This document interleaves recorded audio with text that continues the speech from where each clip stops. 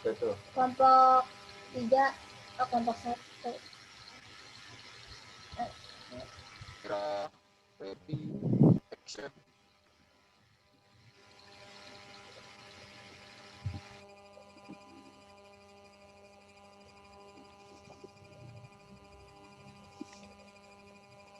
Kal, mulai aja katanya.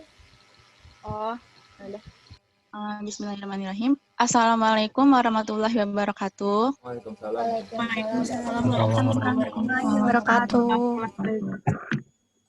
Apakah suara saya terdengar jelas? Ya, jelas. Dengar. Perkenalkan, kami dari kelompok 1, yaitu dengan anggota saya, Salsabila Tasyari, dan Gaby Prislia, Lita Izatunisa, serta Fikta Victoria. Kami akan memaparkan materi mengenai protozoa. Langsung saja, presenter pertama yaitu kepada Saudari Gaby Prislia. Dipersilahkan.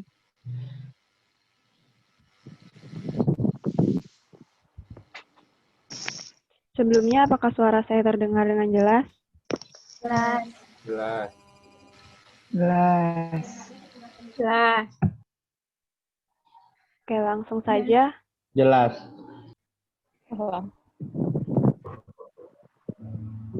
Menurut literatur yaitu Miller, definisi protozoa yaitu berasal dari bahasa Yunani yaitu protos artinya pertama dan zoon artinya hewan. Jadi protozoa adalah hewan pertama. Next.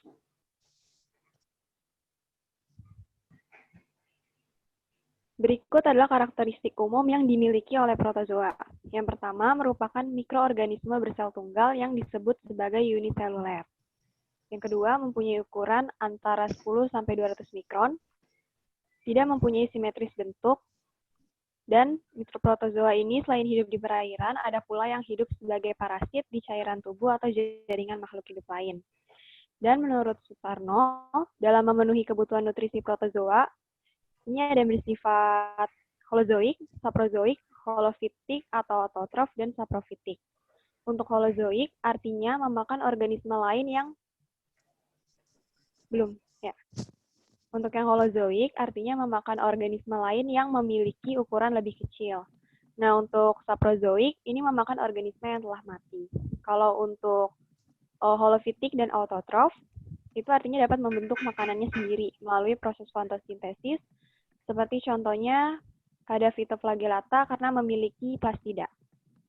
Dan yang terakhir ada saprofitik, ini memenuhi kebutuhan nutrisi dengan menyerap zat yang terlarut di sekitarnya. Next. Selanjutnya ada reproduksi secara vegetatif dan generatif. Untuk yang vegetatif, ini binary fission dan multiple fission, yang akan dijelaskan lebih lanjut pada sistem reproduksi. Untuk yang generatif, ini melalui konjugasi. Menurut Irna Nintya, sebagian besar protista memiliki alat gerak berupa flagella atau cilia, dan ada pula yang tidak memiliki alat gerak.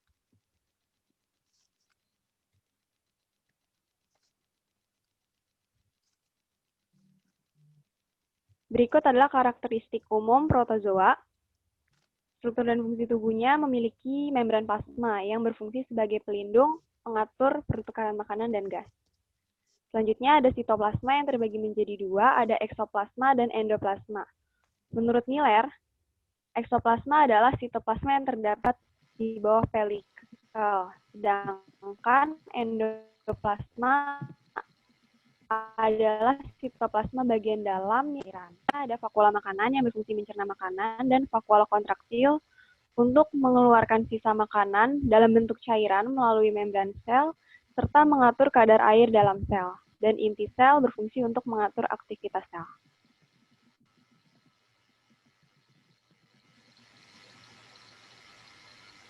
Selanjutnya, untuk sistem respirasi dapat dijelaskan oleh teman saya. Cek. Suara saya terdengar? Terdengar. Baik. Selanjutnya, saya akan menjelaskan mengenai sistem respirasi. Protozoa umumnya hidup secara individual. Ada yang hidup di air, komensal, dan sebagai parasit.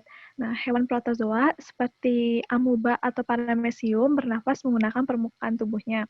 Oksigen dan karbon dioksida saling berdifusi melalui membran sel. Dapat dilihat pada gambar. Next.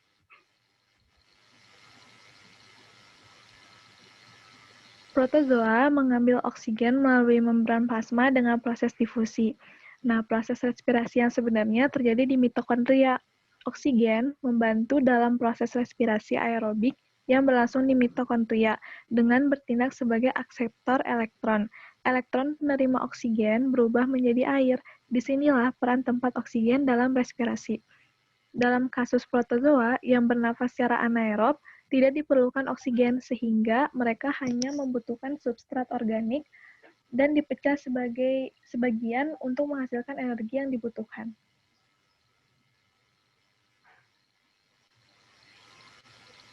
Selanjutnya, sistem ekskresi. Salah satu golongan hewan protozoa ialah amuba. Pencernaan makanannya berlangsung dalam sel. Nah, pinositosis ini yaitu metode menelan bahan nutrisi di mana cairan ditarik melalui lubang kecil sementara di dinding tubuh. Bahan yang tertelan menjadi tertutup di dalam membran untuk membentuk vakuola makanan. Ini nanti dijelasin di sistem pencernaan. Nah, protozoa tidak memiliki organ pengeluaran khusus sehingga zat sisa metabolisme dikeluarkan melalui rongga berdenyut atau vakuola kontraktil secara difusi dan osmosis.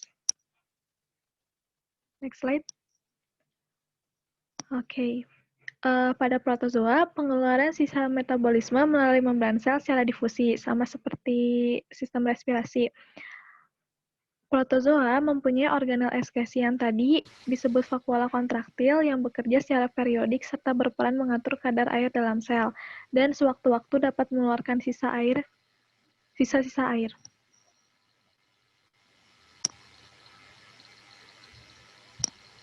Selanjutnya, sistem pencernaan dijelaskan oleh Lita.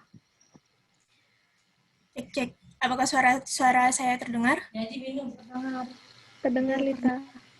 Bismillah. Tadi kan sifat protozoa dalam memenuhi nutrisi itu kan ada 4 ya.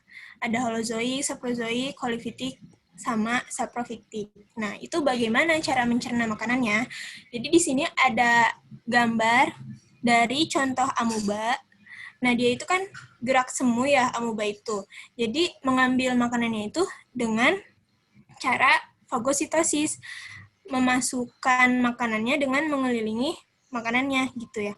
Atau dalam bentuk endositosis. Nah, lalu makanannya itu masuk ke food vakuola. Terlihat ya, di sini warna kuning bulat, atau vakuola makanan melalui sitofaring. Jadi sitofaring itu dianalogikan seperti mulut.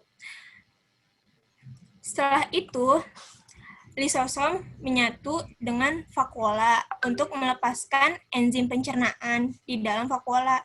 Nah, enzim pencernaan ini mencerna makanan di dalam vakuola. Lalu setelah itu bersirkulasi melalui sitoplasma.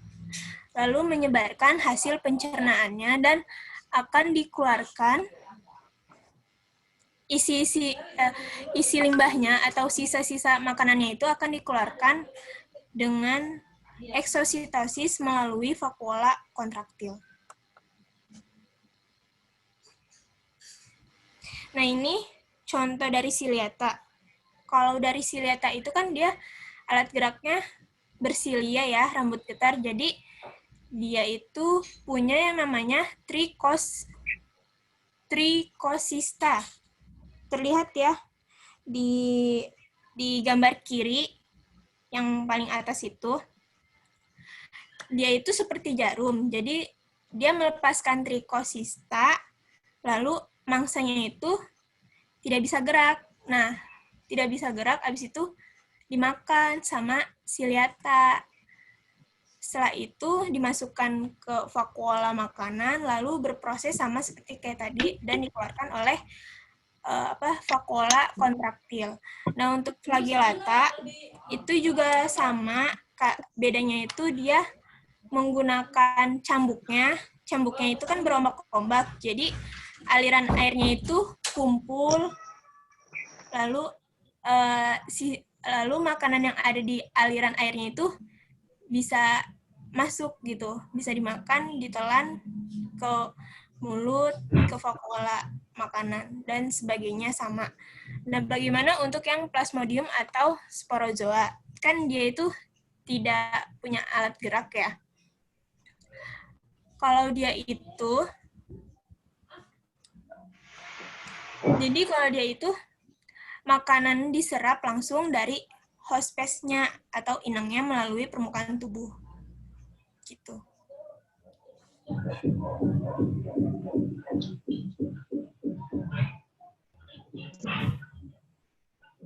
Selanjutnya akan dijelaskan oleh Salsa.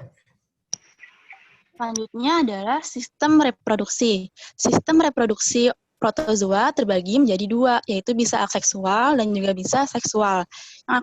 Yang kita akan bahas pertama adalah dengan cara aseksual, yaitu yang pertama ada pembelahan biner. Yaitu tahap yang pertama yaitu mitosis, menghasilkan dua inti yang didistribusikan menjadi dua individu berukuran yang serupa ketika sitoplasma membelah. Yang kedua, selama sitokinesis, beberapa organel berduplikasi untuk memastikan bahwa setiap protozoa baru memiliki organel yang dibutuhkan untuk melanjutkan hidup.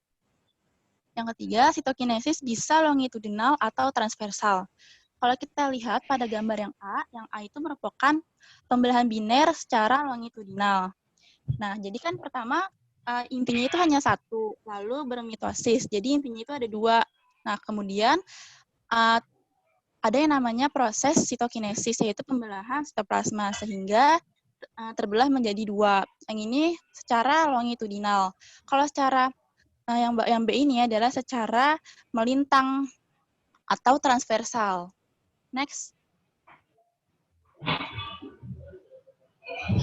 Lalu ini ada binary fission dari amuba. Jika dilihat dari mikroskop cahaya. Next.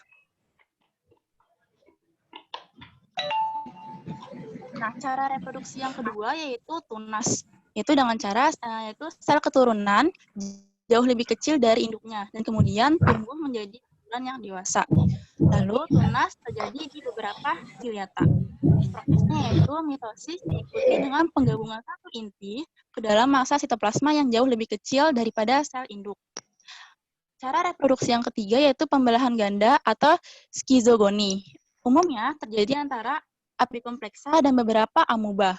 Jika beberapa visi didahului atau diasosiasikan dengan penyatuan gamet, itu disebut sporogoni. Nah, sejumlah besar sel anak terbentuk dari divisi satu protozoa. Skizogoni dimulai dengan beberapa divisi inti mitosis pada individu dewasa. Ketika sejumlah inti telah diproduksi, pembelahan sitoplasma menghasilkan pemisahan setiap inti menjadi sel baru. Nah, next. Kemudian yaitu reproduksi secara seksual. Reproduksi secara seksual membutuhkan penyatuan gamet jantan dan gamet betina untuk membentuk suatu zigot. Pada kebanyakan protozoa, individu dewasa dari reproduksi seksual adalah haploid. Jadi hasilnya nanti haploid. Pada beberapa generasi amuba, foraminiferans, haploid dan diploid bergantian. Lalu gamet diproduksi oleh mitosis dan meiosis mengikuti penyatuan gamet. Untuk protozoa bersilia merupakan pengecualian dari pola ini. Next. Ini merupakan salah satu siklus atau salah satu reproduksi dari paramecium. Nah, kalau kita lihat pada tahap pertama di sini terdapat dua individu paramecium dengan masing-masing individu mengandung dua nukleus. Nukleus yang besar ini, yang warna ungu di atas yaitu makronukleus, yang berfungsi sebagaimana nukleus pada umumnya, yaitu mengatur pusat aktivitas dari paramecium itu sendiri. Nah, lalu yang kecil ini merupakan mikronukleus, yang lebih bersifat untuk mengatur reproduksi seksual. Nah, masing-masing mikronukleus ini, kan ada dua di sini, itu masing-masingnya bersifat diploid atau 2N, dan melakukan meiosis, dan menghasilkan 4 mikronukleus, seperti pada tahap nomor 2. Seperti yang telah kita ketahui bahwa meiosis itu merupakan pembelahan reduksi. Jadi jika individu induknya ini bersifat diploid, maka hasil pembelahannya bersifat haploid. Di sini menghasilkan 4 mikronukleus. Kemudian kita ke tahap nomor 3. Pada tahap nomor 3, 3 mikronukleus ini mengalami degradasi, maka sisa 1. Dan yang 1 ini mengalami mitosis, sehingga masing-masing paramecium bersisa 2 mikronukleus. Kemudian kita beralih ke tahap yang keempat. Pada tahap yang keempat, masing-masing mikronukleus ini berpindah posisi dari yang kanan ke kiri, dari yang kiri ke kanan. Lalu terpisah antara 2 individu ini. Lalu kita akan fokus pada 1 individu paramecium. Nah, di sini mulai terjadi asexual reproduction, yaitu dengan adanya difusi, dengan adanya fusi dari mikronukleus. Sehingga pada tahap nomor 6, sifat mikronukleus ini adalah diploid. Kemudian, mikronukleus ini melakukan mitosis banyak 3 kali, sehingga menghasilkan 8 mikronukleus, seperti pada gambar nomor 7. Selanjutnya, kita ke tahap nomor 8. Pada tahap nomor 8 ini, 4 mikronukleus akan berubah menjadi 4 makronukleus. Kemudian, 4 mikronukleus ini akan terpisah secara bersamaan dengan adanya sitokinesis pada paramecium, yaitu menjadi 4, seperti nomor 9 ini. Ada 4 individu dari paramecium. Jadi untuk 1 individu paramecium menghasilkan 4 individu baru dengan sifat yang haploid. Next.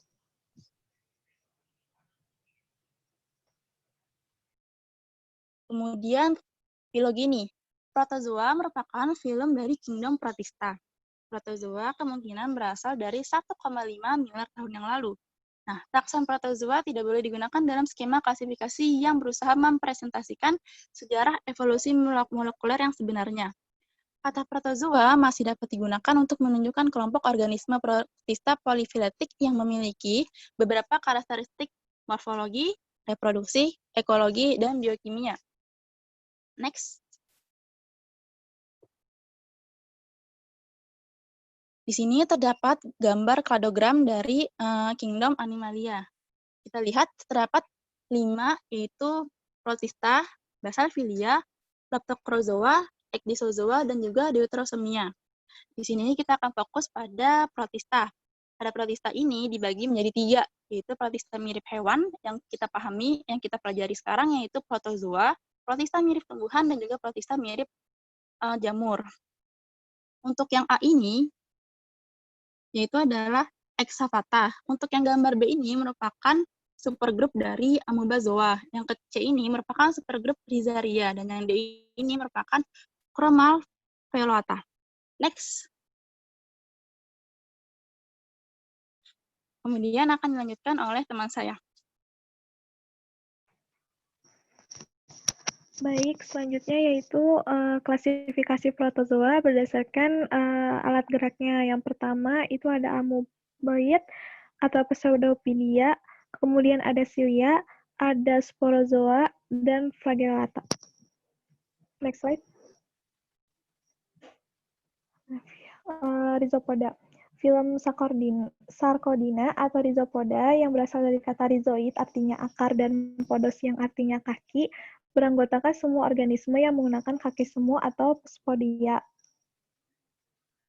Next slide. Nah, ciri-ciri dari Rhizopoda ini yaitu pertama, bergerak dengan kaki semu atau pseudopodia, kemudian memiliki bentuk sel yang tidak tetap alias dapat berubah-ubah, bersifat heterotrof, dan sitoplasma terdiri atas ektoplasma dan endoplasma. Habitat dari Rhizopoda ini yaitu hidupnya bebas di tanah lembab dan lingkungan berair beberapa parasit.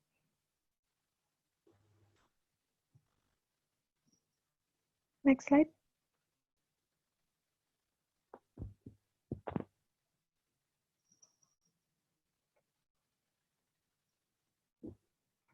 Baik, berikut adalah morfologi. Morfologinya dapat dilihat ya bahwa Rhizopoda ini memiliki pseudopoid yang digunakan sebagai alat gerak dan struktur umum lainnya yang telah disebutkan sebelumnya. Nah, di Rhizopoda tidak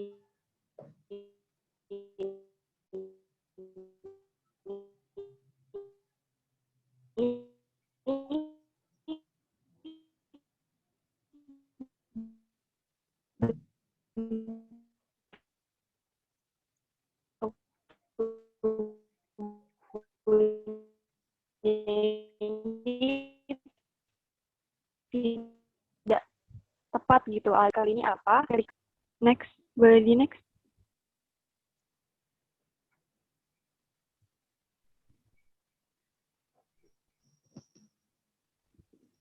Nah, oke. Selanjutnya ada kelas amobida, yaitu yang pertama ada ektoamuba atau tubulenia. Nah, ektoamuba ini hidup di lingkungan yang lembab dan memakan mikroba. Selain itu, endosimbion, komensalisme, dan parasit pada invertebrat, ikan, dan mamalia. Contohnya amuba proteus. Next slide. Oke, yang kedua, kelas dari amobida ini ada entamuba, yang hidup bebas dan bersifat patogen. Contohnya, entamuba histolytica yang menyebabkan penyakit disentrik. Next slide.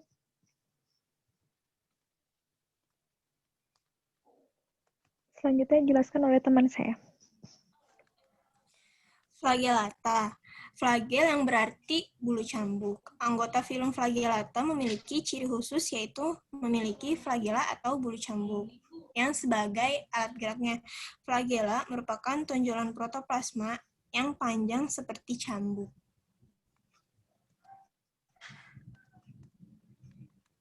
Nah, habitatnya itu dapat dijumpai di laut dan di air tawar. Ciri-cirinya, alat gerak dan makannya itu bulu cambuk atau flagella.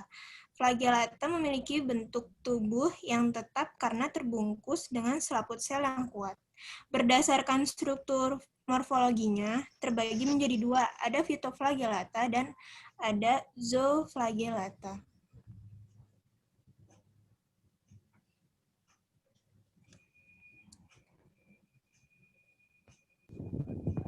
Baik, berikut. Maaf, suara saya masih putus-putus nggak? Udah Enggak, nggak, Gap. Udah lancar. Oke. Berikut adalah morfologi flagellata, tepatnya ini Phytoflagellata ya. Di sini mengambil contoh Euglena. Nah, karena dia Phytoflagellata, bisa dilihat ya teman-teman, kan Phytoflagellata itu protozoa yang mirip dengan tumbuhan. Maka di sini kita dapat temukan organel pastida. Ya kan, bisa dilihat ya teman-teman.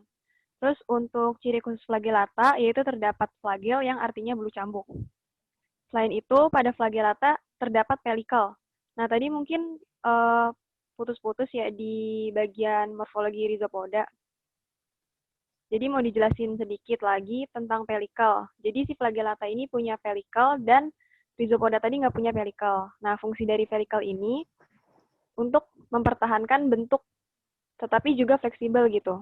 Jadi pelikel ini adalah susunan mikrotubulus yang mendasari membran plasma. Boleh di next.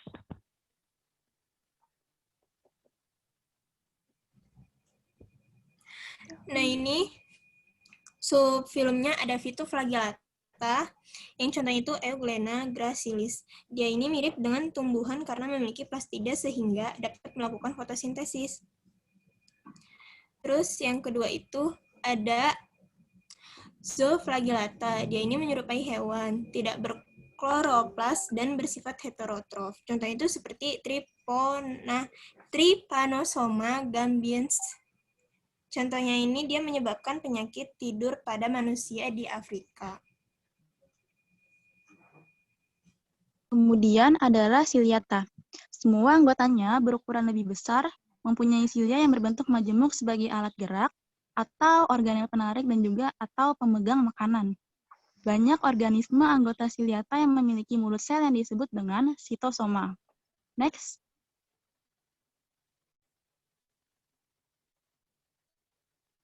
Untuk habitatnya sendiri, ciliata banyak ditemukan di air sawah, air laut, tempat-tempat basah, dan ada yang hidup parasit di dalam usus vertebrata.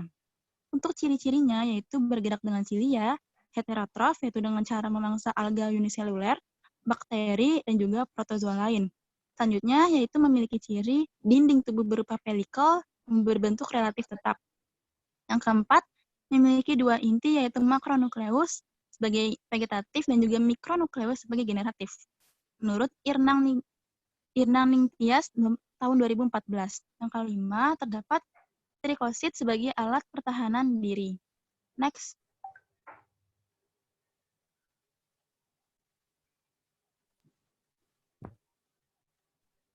Berikut adalah morfologi daripada ciliata. Nah, pada ciliata itu tadi kan dijelaskan bahwa karakteristiknya memiliki dua inti, yaitu makronukleus yang memiliki fungsi vegetatif dan mikronukleus yang memiliki fungsi generatif. Nah, pada ciliata ini terdapat juga pelikel yang sudah dijelaskan sebelumnya.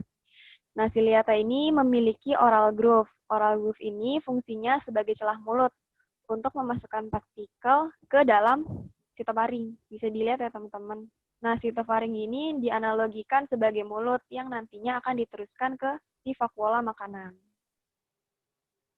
Next.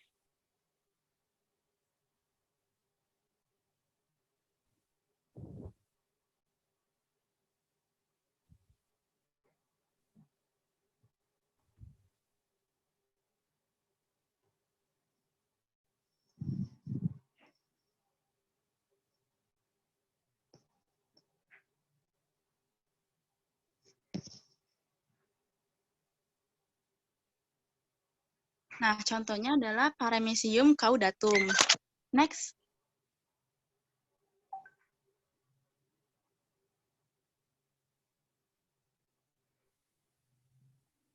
Selanjutnya itu ada sporozoa. Sporozoa berasal dari bahasa Yunani, yaitu spor biji, dan zoa yaitu hewan. Nah, sporozoa ini membentuk spora sehingga dinamakan dengan sporozoa, dan sebagian besar hidupnya sebagai parasit dan menimbulkan penyakit. Next. Jadi habitat daripada si sporozoa ini kebanyakan bersifat parasit pada manusia dan hewan. Nah, ciri-cirinya tidak mempunyai alat gerak. Tetapi si sporozoa ini dapat berpindah dari satu jaringan ke jaringan lain melalui aliran darah tubuh inangnya. Selain itu, ujung sel sporozoa dikhususkan untuk menembus sel dan jaringan inang. Sporozoa berbentuk bulat atau oval dan mempunyai nukleus, tetapi tidak mempunyai vakuola kontraktil. Dan seperti yang sudah dijelaskan sebelumnya, bahwa sporozoa menyerap langsung makanannya dari host space-nya melalui permukaan tubuh. Demikian pula proses respirasi dan ekskresinya melalui permukaan tubuh atau difusi.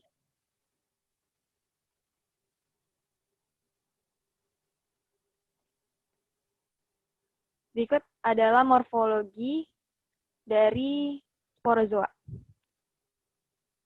Dapat dilihat ya teman-teman bahwa kalau di sporozoa itu tidak memiliki vakuola kontraktil gitu, dan ujungnya digunakan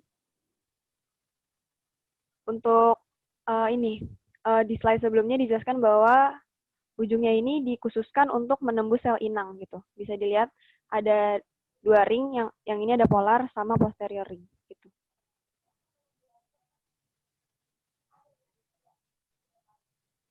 Next. Di sini untuk sporozoa, kami mengambil contoh Toxoplasma gondii. Nah, Toxoplasma gondii ini yang menyebabkan penyakit menular, toxoplasmosis, dengan host space definitifnya salah satunya adalah kucing.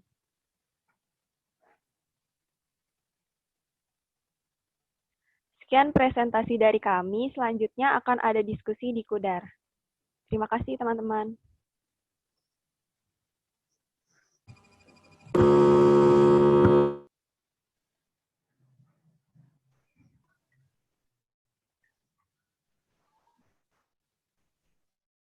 Sekian diskusi dari kelompok 1.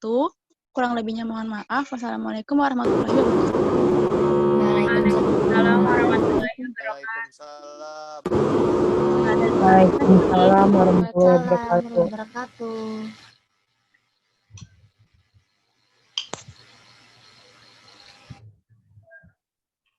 Ini langsung diskusi di Kudar aja, Nopal. Mungkin Pak Hanum ada tambahan, Pak?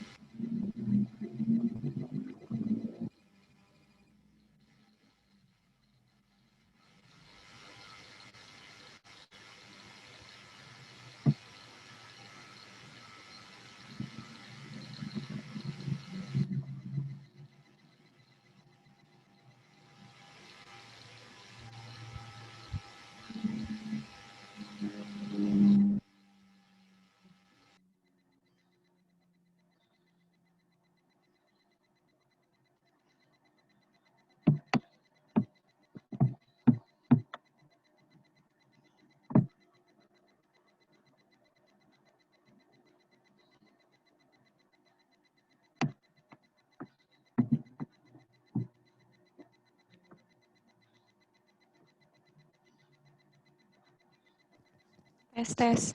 Suaranya masuk nggak? Halo? Masuk, Nur. Langsung ke Kudar aja ya? Langsung pindah ke Kudar. Assalamualaikum warahmatullahi wabarakatuh. Waalaikumsalam warahmatullahi wabarakatuh. Waalaikumsalam warahmatullahi wabarakatuh. Saya sendiri membebaskan kalian ya, kalau memang tujuannya mau menghemat paket data, untuk diskusi di Kudar. Tetapi kalau Anda merasa data nggak masalah, ya bisa lanjutkan diskusi di Zoom ini. Gimana Novel dan teman-teman yang lain?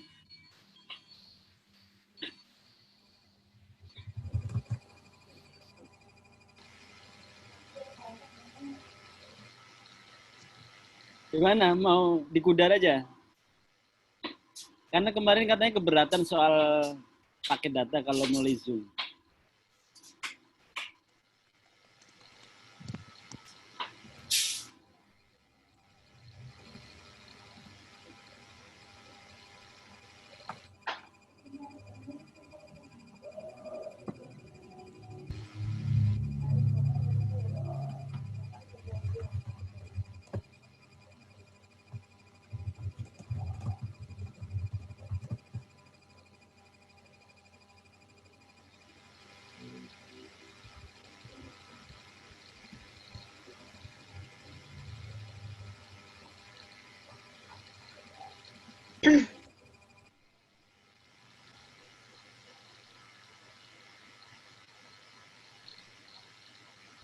Bagaimana? Suara saya kedengaran? Terdengar, Pak. Terdengar, Pak. Ya, diputuskan mau diskusi di Zoom ini atau di Kudar?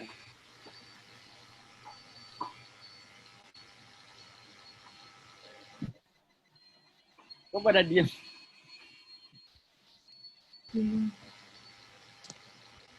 Anissa, Halisa, Noval, Ya, Cinta, Pak. Cinta Ya, Alif. Pak. Dijawab coba. Mungkin di Zoom waktunya mau habis. Kudar juga boleh. Izin berpendapat, Pak. Iya. Jika misalnya di WhatsApp grup saja bagaimana ya, Pak? Teman-teman yang lain juga gimana kira-kira? Atau mau di Kudar? Di Kudar aja, karena saya bisa merekod, dari di Kudar itu bisa merekod tentang siapa yang aktif. Gitu. Dan misalnya dari waktu dia interaksi itu terekod oleh sistem. Tapi kalau di WhatsApp saya nggak punya data. Oke? Baik, Pak. Baik, Pak Hanum, berarti pindah ke Kudar aja ya, Pak? Ya. Karena saya sistem bisa merekod, mencatat siapa mahasiswa yang aktif di sana. Baik, Pak. Baik, Pak. Oke. Baik, Pak. Kita cukupkan ya. Tinggal Terima list kasih ya. teman-teman. Terima kasih. Kudar. Baik, terima kasih semua.